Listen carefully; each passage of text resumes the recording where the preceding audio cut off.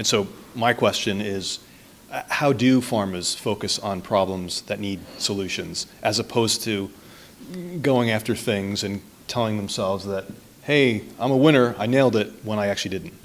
Yeah, so there's something I learned probably 10 years ago. It's a phrase called GMOOT, which is get me one of those. And it's usually uttered by somebody high-ranking in the company, and whether it's a mobile phone, a mobile app, the next big thing today it's augmented reality, virtual reality, voice search, whatever that next thing is, the shiny object. That's what that person wants because they saw it at CES or they saw it on the interweb. Yeah.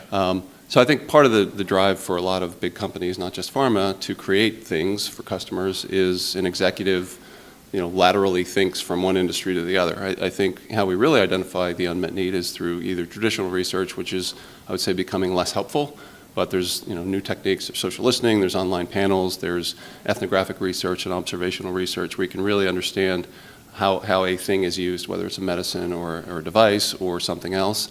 And so, co-creating with the customer is not a new concept. I mean, it seems to be new for pharma. Companies like IDEO have been doing that for 30, 40 years. And I think we are finally catching up. I think we're trying to understand what the next wave is after that. After we're co-creating with customers, then what? How do we continue? I think part of the problem is that the drug is approved and nobody wants to mess with it once it's approved, of course. So Right. If you have input from your customers that say, well, I really want it to do this, or I need it to do this, or the formulation needs to do this, How do you go those back are to really that cycle? expensive, long-term changes that have to happen.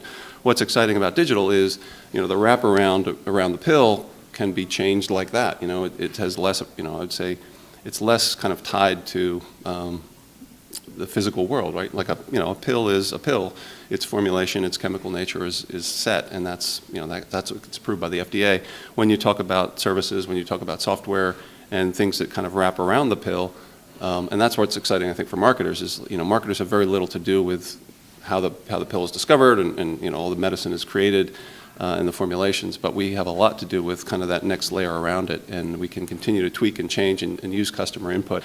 I think the mental shift that we need to make is to go from campaigns to capabilities, right? So short-term 6-month campaigns is what most marketers and advertisers were raised on. That's what we're used to. And That's now, what we know. now we're kind of into these, longer-term capabilities, and people in big companies tend to not have a lot of patience, and they tend to want to see results immediately, and they tend to want to build something that they'll get credit for, and and then the next person comes in and creates the next thing. I think what we're saying is, we need discipline. We need to have a commitment to a longer-term strategy for the patient, and frankly, supporting the portfolio at the company.